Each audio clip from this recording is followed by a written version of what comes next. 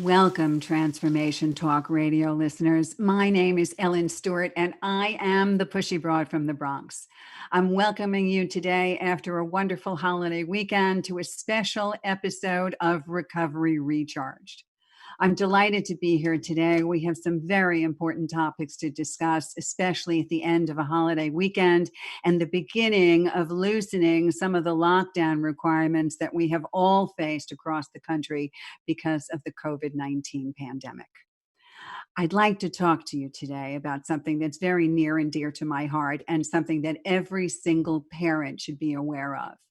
So before you do anything else, make sure that you are really listening to this episode and you are also telling every single parent you know how important this topic will be to them. Today on the episode, Recovery Recharge, we're going to look at an inspiring story of a young man's journey from active alcoholism to recovery. And I have with me a very special guest who is going to talk to about how his journey was. And we're also going to talk about the reasons he decided to do what he did.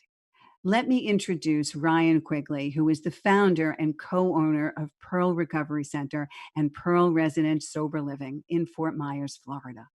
Ryan's mission is to work in recovery, and that comes from a personal experience. And he's going to tell you all about it.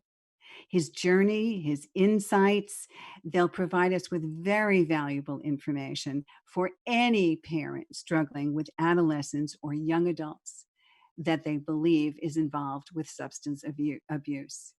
It's my pleasure to introduce to you Ryan Quigley. Hey, Ryan, how are you? Hey, Alan, I'm doing well. Thank you so much for having me on the show. You're welcome. I am very pleased that you'll share your personal journey with us today. Can you start by telling us how old you are and how long you've been in recovery? I'm 28 years old, and in March, I celebrated 10 years of being in recovery. So that means that you were active at 18 years old. About how young were you when you first started using? I was about 12 when I first unintentionally used. Explain that.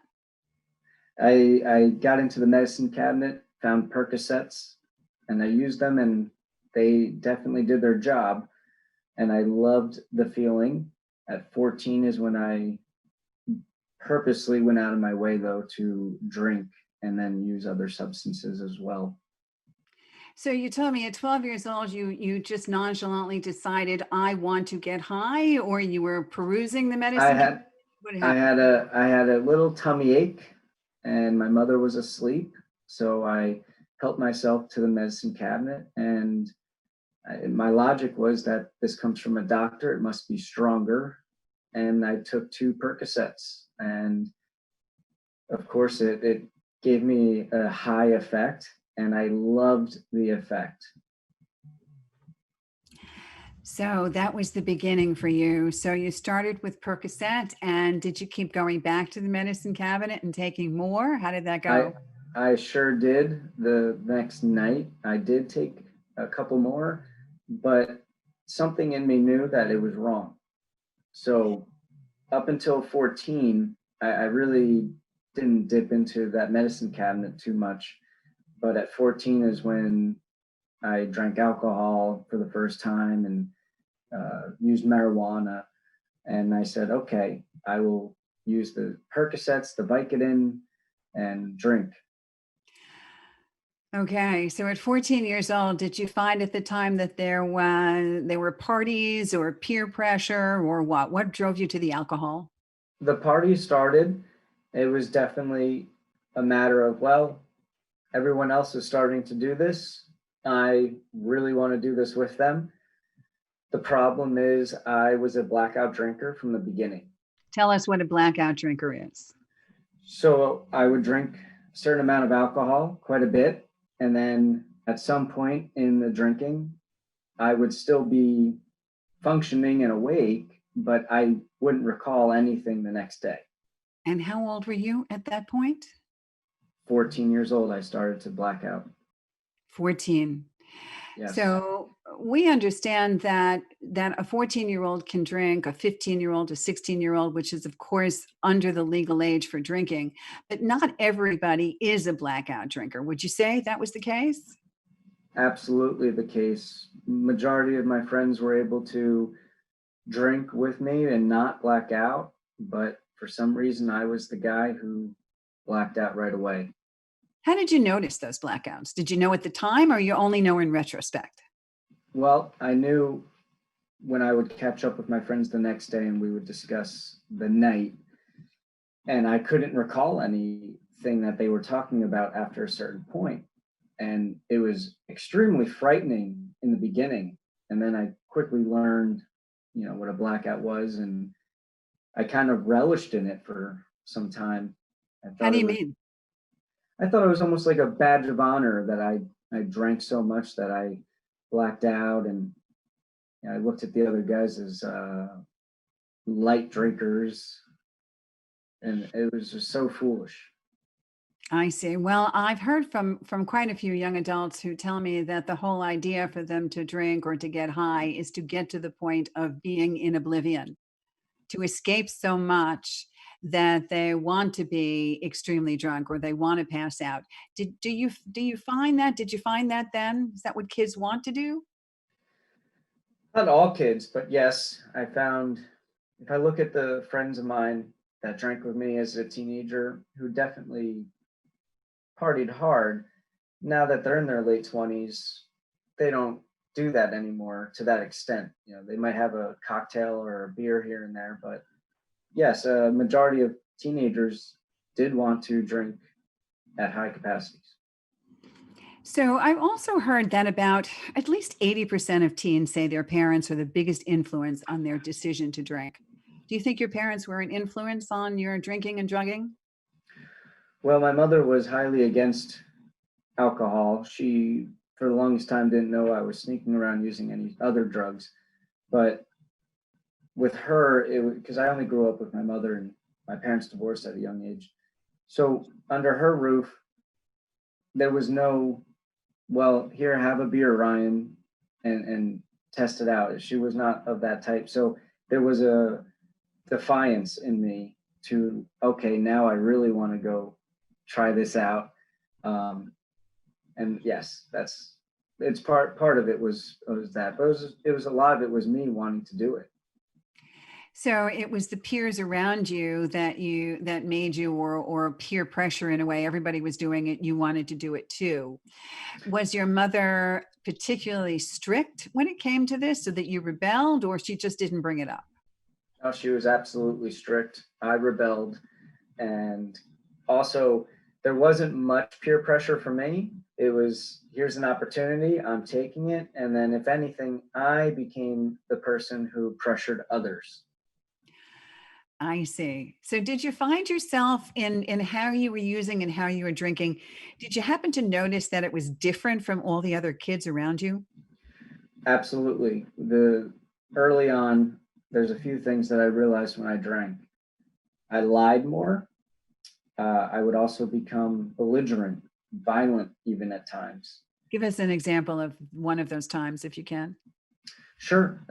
The second time I ever drank in my life was at Jenkinson's Boardwalk in Point Pleasant, New Jersey, and I'm absolutely hammered on the beach with a bunch of my friends. And for some odd reason, I'm getting into a fist fight with my best friend, even to this day, for no particular reason, just from being extremely intoxicated. So that really happened. So you got into trouble there. What kinds of trouble did you get into in high school because of drinking? Well, like I said, that story, for example, I did get in trouble with the police that night. So the second time I ever drank in my life, I got in trouble with the police. So after that, I became a runner. Anytime I was at a party, I'm running. Tell me what that means. You became a runner. If there was any lights outside, I was jumping over fences. I was getting away, because, quite frankly, my mother, being the strict one she was, there was at the time I was very scared of the repercussions that I would face with her more so than the police. What So, would be the repercussions? I mean, very limited activity of going out, being with friends, you know, taking away contact with anybody. Like, it was just pretty strict of her. Pretty grounded, right? Yes. So why did you tell yourself you could use? What was it about drinking to that excess and partying with people that was attractive to you? Why did you want to do that? Well, there's a few factors to that. When I actually got sober and I got to learn more about it, um, I had some early childhood resentment, and alcohol allowed me to drink away some resentment. And then I also had issues with socialization, talking to people, talking to girls. So it was a great social lubricant. Uh, and I see.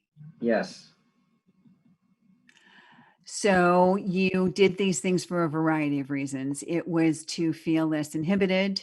It was to communicate more and to maybe escape from something in your past, something in terms of a crisis, correct? absolutely.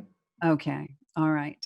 So when we come back, I want to talk to you about a little bit more about when your bottom was and what made it the point when you turned around and said, I want to get some help. Okay. Thank you, Okay. Brian. We'll be right back.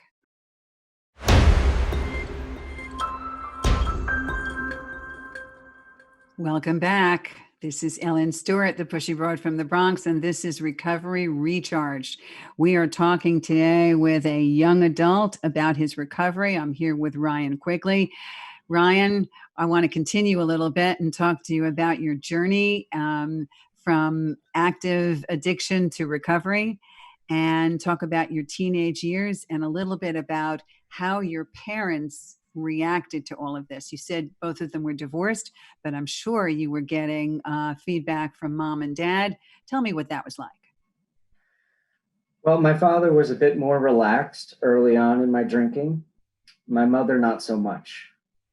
So living with my mother, it was always strict rules, but my father, he wanted to just kind of see what happened. And also, he didn't quite know everything. He didn't see everything. So I can't fault him too much on that.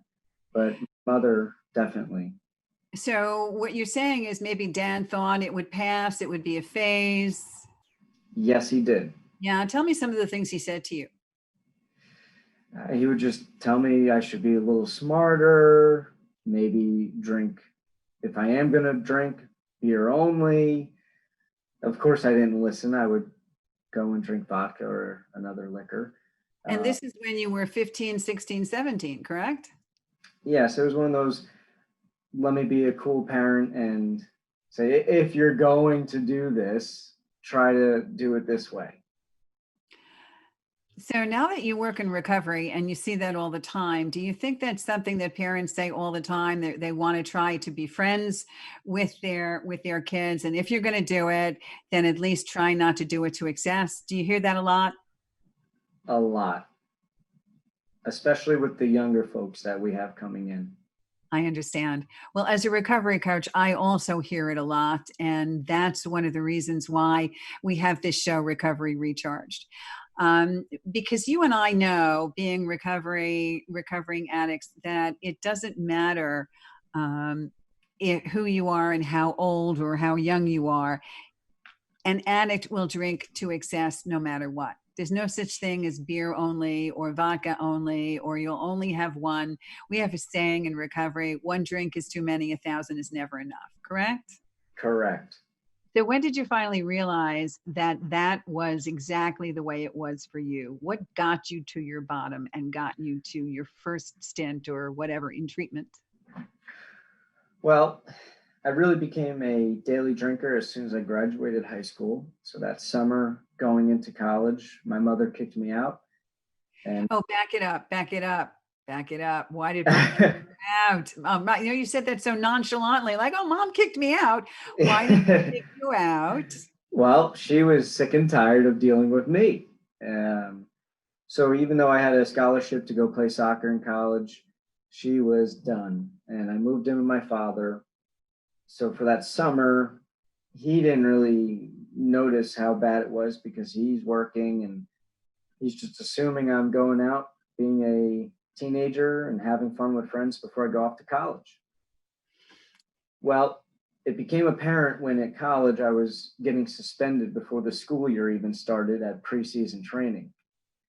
And Now, is that because you were showing up drunk? You were testing positive for drugs? How did it manifest itself? yes, my alcoholism was showing right away at that school.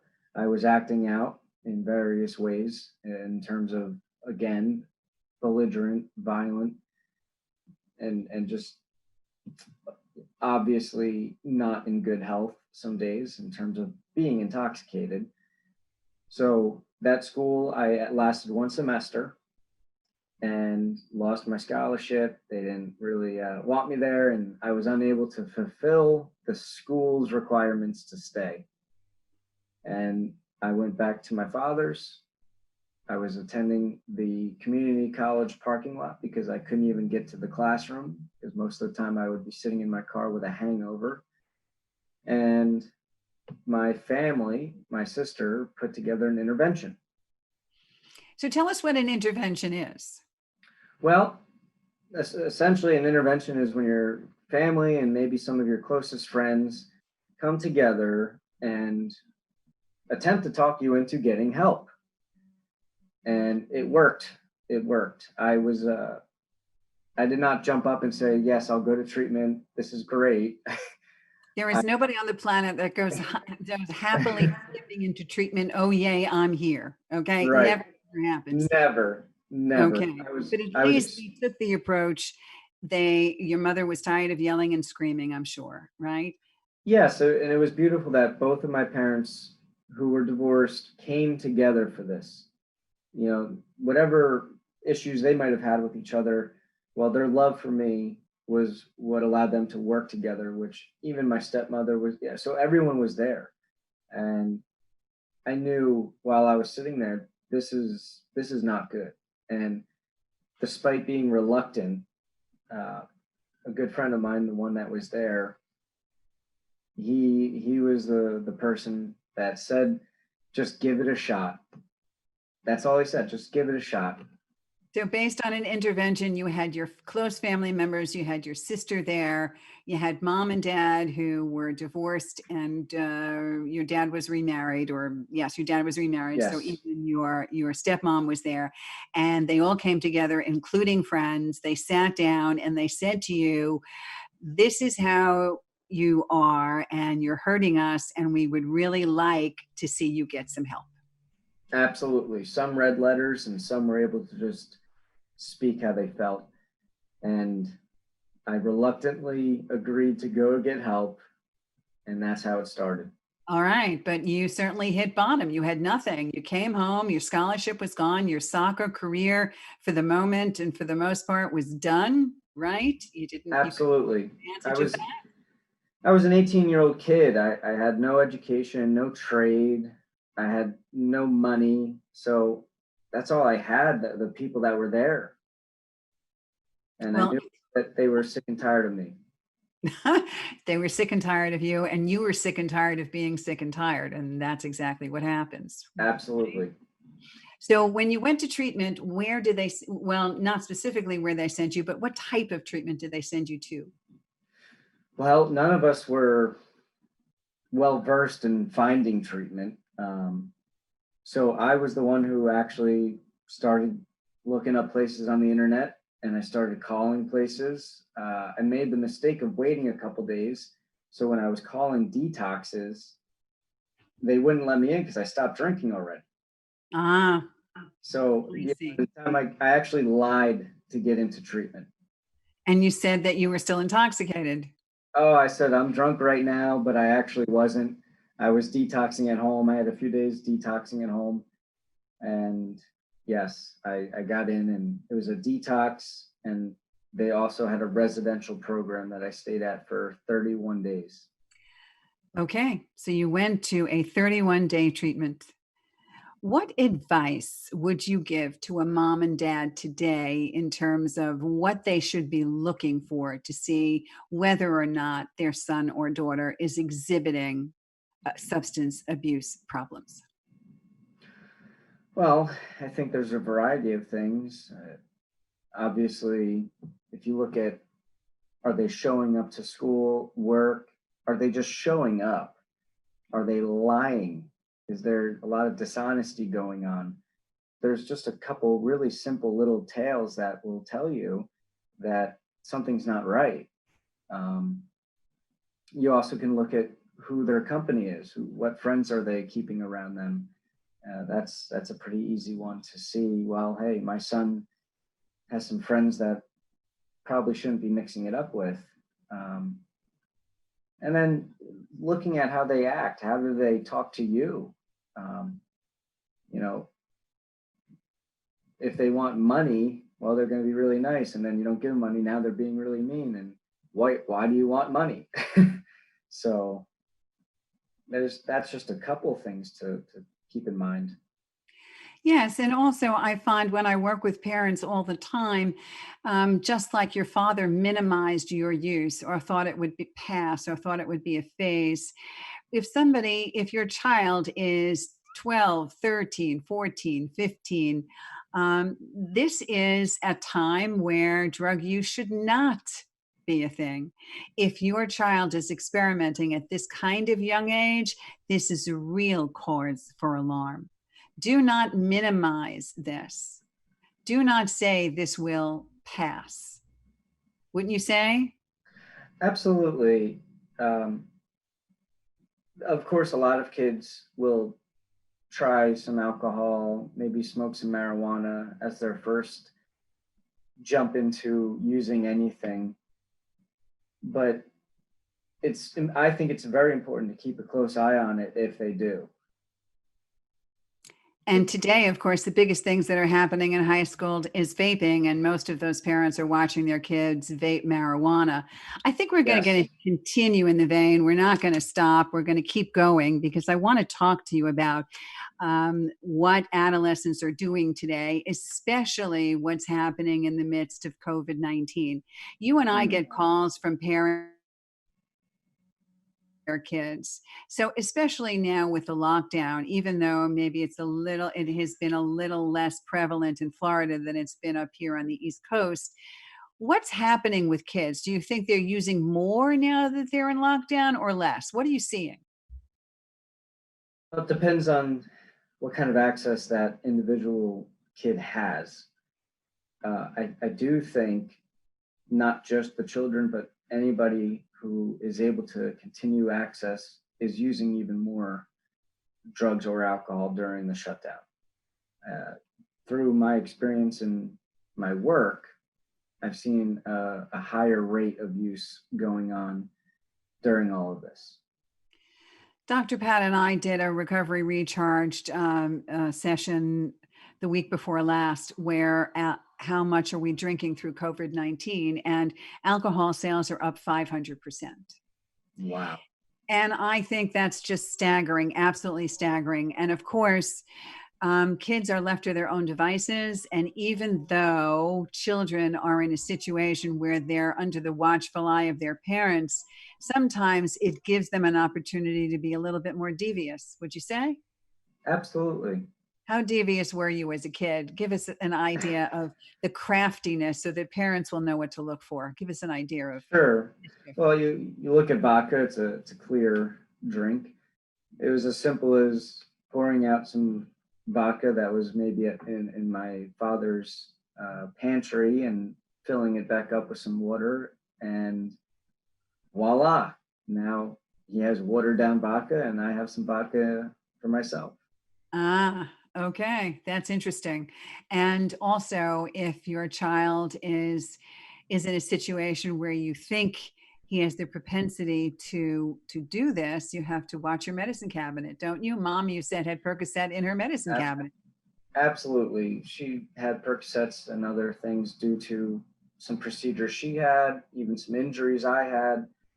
So it's not a lack of her I mean, what parent really thinks that their kids are going to jump in and start stealing Percocets? So I can't really fault my mother on that. But now, with how things are, if I don't have children, but if I do, I will be making sure they can't get access to that if we ever even had it in the home. Right, I understand. You do have to be watchful, and that doesn't mean that you have to micromanage your children. You don't have to be a helicopter parent, but you do have to be aware. Yes. I always talk on Recovery Recharged about being aware of what's around you. You have a good sense about your child. If your child is exhibiting behavior that you feel is out of the ordinary, do not make light of it. Don't turn around and say, well, maybe it's me, or it'll be okay, or it will pass. When it comes to this kind of situation, you have to take a good hard look, because Ryan is in an example of how someone can start at 12 and go down that path and use heavily for 6 years before they got into treatment. So, continuing on, let us know how parents should help their children get into recovery. Do you think your parents did it the right way? I think they did a really good way of getting me in. They sat me down, they were straightforward, to the point, and I got to treatment. They did not enable me when I got out. They laid some groundwork that they'll be here for me, but I have to show that I'm working and doing what I need to do to change my life. So, Okay, well, let's talk about that a little bit. That's great. What you said is extremely important. Not enable you. Define for our audience what that exactly means. What would be an example of enabling you as opposed to what your parents did? sure. So, 18 years old, you're not going to make a lot of money. So, when I was living in an Oxford house, as an example, my father did have to help me financially with the rent because I had other bills and whatnot. So he said, I'll help you with this for now, as long as you are back in school and you're working. And I have to, it has to show. So there was no, I'll pay your rent and you get to sit around in a sober home, which I see quite a bit with my business. So you do have a sober home, and we're going to talk about that in a little bit.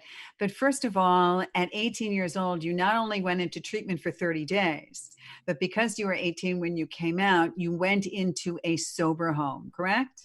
Not right away. And again, this goes back to my parents not being enablers. I moved back in with mom, and through Al-Anon, she learned that she was enabling me a little bit by letting me live rent free. So Okay. after being home for a couple months, she said, "You have to move out." Okay. All right. I This is was. very, very important. It's very important. So because I didn't know this in the time, I was a dry drunk, as they call it. A dry drunk is someone who might not have alcohol or other substances in your body, but I was still a nasty person. I had a lot of character defects still. So she said, "Nope, you're not going to live in my home and talk to me the way you talk to me. I don't care. If you're sober, you're out." And it was one of the best things that have ever happened to me. Tough love. That's what tough love is all about. Part of it, anyway. So here you are eventually in sober living. And was that your one and only relapse time? Did you ever go back to treatment in that way? I have never relapsed after treatment. That's a wonderful thing. So it only proves to us also that treatment works, correct? Treatment does work. It works when the individual works it. Yes. And when you were ready to go and you realized that this was the best way for you at the time. And sometimes that's difficult for an 18-year-old. But if everything else is taken away and there's no place else to go except the love and support of your family, then you'll make a healthy choice. And your parents promised you support while you were in recovery, but not Yes. only in recovery from drinking and drugging, but in learning to think like someone in recovery, really changing your life around and not being that dry drunk, as you call it. Of right? course. Of course. So, continuing on, I just wanted to let our listeners know that this is the kind of work that the Pushy Broad from the Bronx does, being a recovery coach, working with families and working with addicts and alcoholics who have come out of treatment and do not want to be a dry drunk. And I just wanted to take this opportunity to tell you that I am doing a free 30-minute coaching session. If you go to my website, pushybroadfromthebronx.com, click on the link that says free 30-minute session so that you can begin to understand what it is to perpetuate recovery, or as a parent, see the warning signs of your child possibly needing help with recovery. So go to pushybroadforthebronx.com. And for those of you who are listening, my toll-free number works, 800-889-1757. 800-889-1757. Let's talk about it. I'm here to help you. So now let's just continue on a little bit and talk a little bit about the stuff that you're doing today. Tell me about Pearl Recovery Center. Well, Pearl Recovery Center is an aftercare based program, meaning we are not the place that you come to for detox and residential treatment. We are the place you can come to when you're done with that.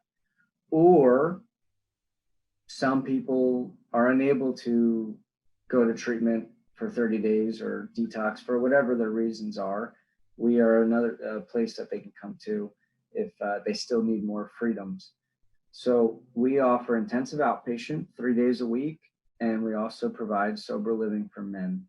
And what we're trying to cultivate here is the understanding that, okay, you can go to treatment for 30 days, but that doesn't mean everything will be solved in 30 days. This is a process that takes time. You know, you drank for 5 years. How are you going to fix it all in 30 days? So we want to work with people for quite some time and keep sharpening the tools that they get, make them more effective, teach them how to use them better, and at the same time create an atmosphere that they can do that in.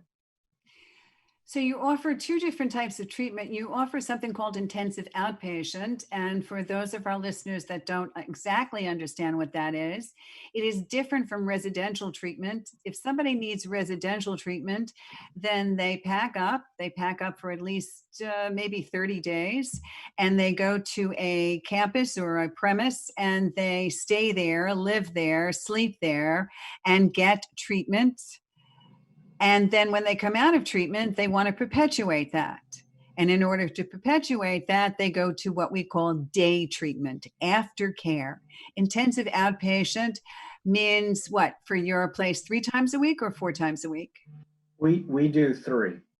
3 times a week, 3 hours per day, correct? 3 Correct. days a week, 3 hours per day for anywhere from what, 6 to 8 weeks? Roughly, sometimes more. We also do individual sessions with folks as well. You do as well. So it's run clinically. You have therapists on premise. People come to see you, and then they go home. And because you're in Yes. Florida, are people doing that now, or are your sessions virtual? We are able to have live meetings again. You are. Okay. In some instances up here in the Northeast, we are still not able to have live meetings.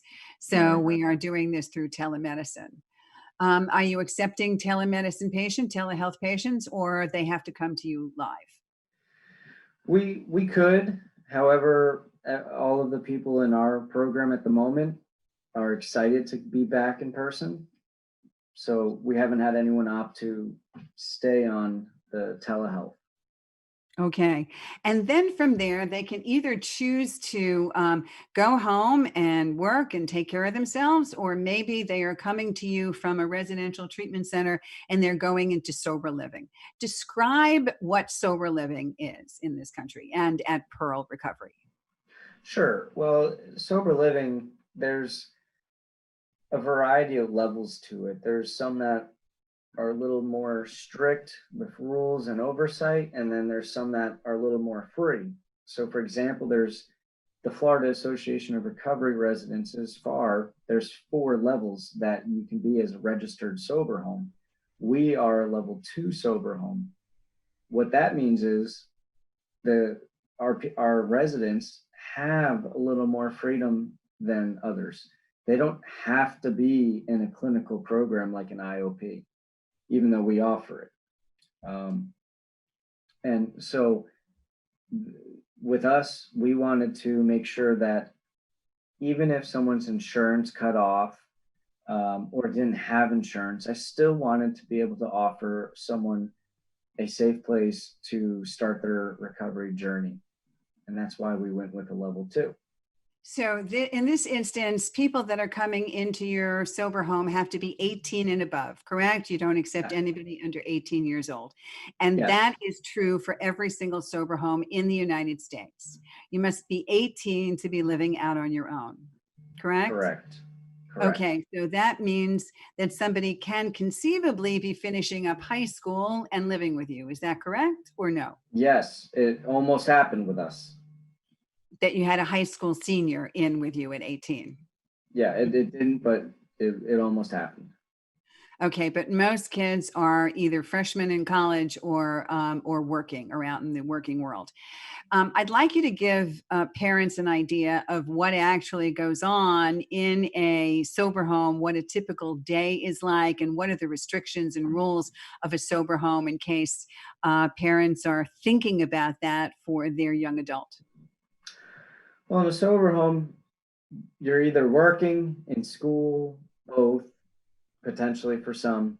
You're also attending meetings of sorts, 12-step fellowship meetings, smart recovery maybe, and intensive outpatient program. So I'm not picky on how someone wants to recover. I just care that they want to recover and that they are doing the work that they need to do. So what's the point of being in a sober home if you're not working recovery?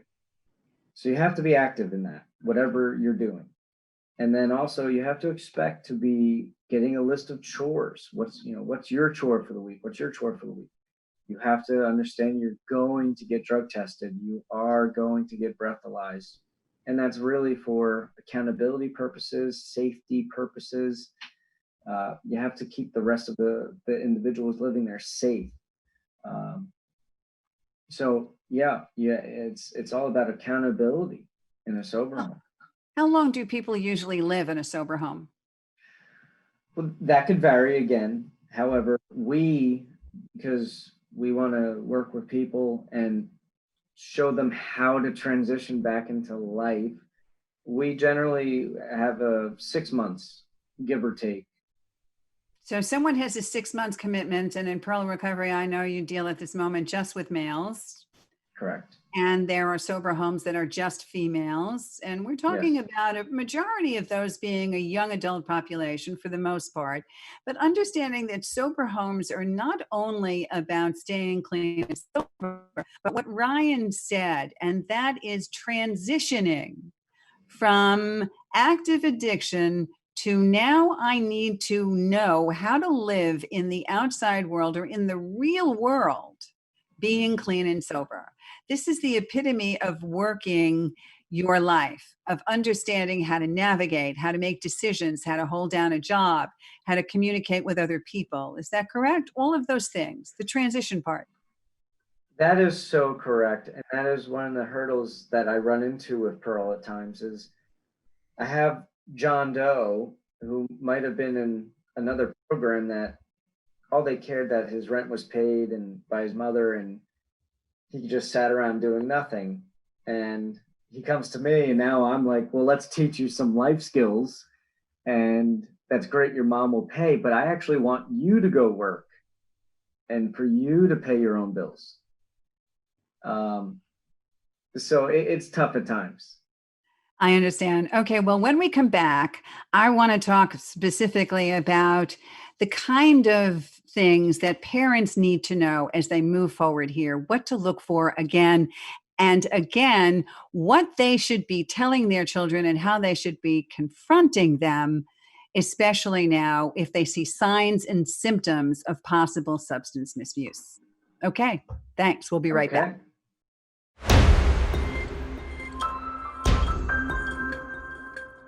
Welcome back, Transformation Talk Radio listeners. This is Ellen Stewart, the Pushy Broad from the Bronx, and you are listening to a very special episode of Recovery Recharged here with Ellen Stewart, the Pushy Broad. Please remember to reach out to me with any comments or questions about this very valuable episode, 800-889-1757. And as always, pushybroadfromthebronx.com. I'm continuing my talk with Ryan Quigley, who has been kind enough to share his journey in recovery and to talk about some of his struggles and now some of his great successes.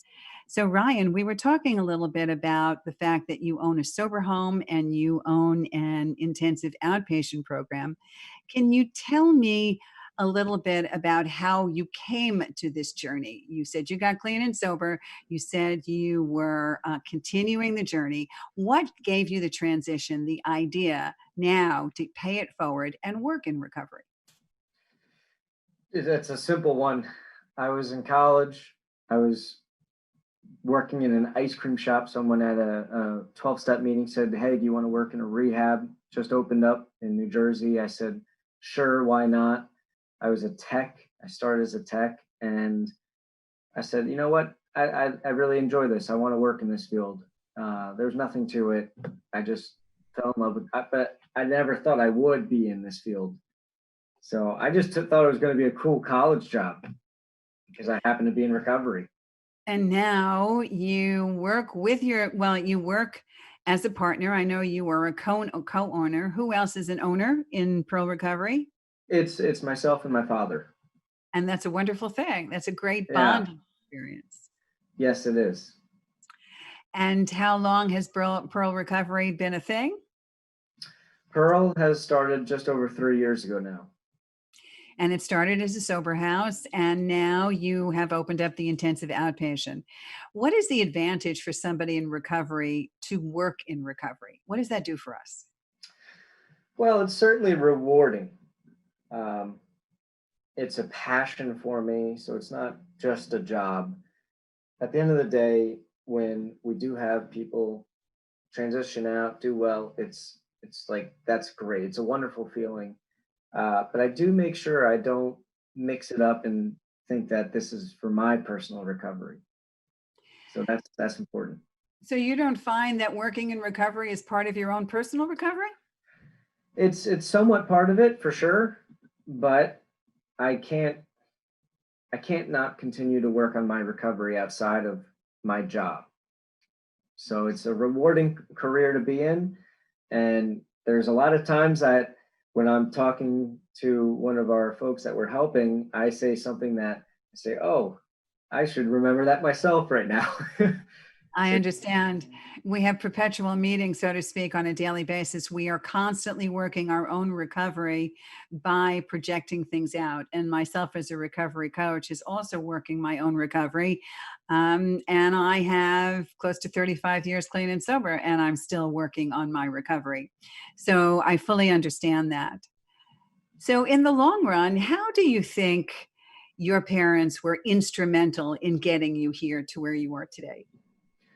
I think they were highly instrumental to where I am today. Both of my parents are wonderful people. So I feel so fortunate and blessed that they were in my life on this journey. I never blame them for what I did. So I'm just grateful that they were able to come together, help me, and continue to help me without, of course, like we talked about before, enabling me. So tell us a little bit more about the kind of advice you would give to parents who are struggling right now as to whether or not to decide to get further help for their child, which may be struggling. What do you say to those people? To have them take a step back and look at it objectively. I see a lot of parents are in denial. and they don't really want to accept what's happening with their child. So once they can do that and really be open-minded to what the facilities like us and other programs and professionals are saying, then we can try to help their child. But I think they need to understand it's your child, it's your baby. I get that, but they can't keep doing what they're doing. And as much as you want to love them, well, I see so much enabling, and that's not good. So, yeah, I mean, if they want to help their kid, there's also a lot to be said about being open and just straightforward, not to dance around the subject, because the addiction is a very serious subject, but to not do it in a way that makes their child feel intimidated or scared to talk about it. So if they could create an atmosphere of openness, that would help a lot. It absolutely would. And also, I find that when I work with parents, parents tell me one particular thing: my child is going to hate me. So, what do you say to Mhm. those parents? Tell me what you would say now. Well, I don't think your child would ever hate you. That's a strong word. They might dislike you at the moment, but they will understand you have their best intentions at heart, even if they do throw a fit. I know for certain that I knew that as a child myself when my parents were intervening in my life to help me. Um, so I think kids need to be given a little more credit too. Kids are smart. They understand things. They are struggling, they're growing, they're learning so much, but they're smart. They get it. What exactly do they get? Well, they get at the very least that their parents love them no matter what, I think.